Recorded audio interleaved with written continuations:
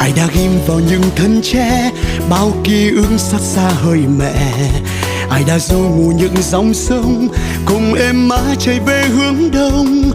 Còn đã vẽ hình hài quê hương qua những khúc hát ru của mẹ. Còn bao nhiêu lời ru con vẫn chưa được nghe. Việt Nam quê hương ta đẹp lắm, mặc lửa khói xây xeo tháng năm. Người Việt Nam da nâu mắt đen, thảo thơm bất khuất như cành sen. Việt Nam ơi quê hương ta ơi, biển lúa chín vàng thơm ngát trời. Vọng tiếng ai hò vì nhớ con đò.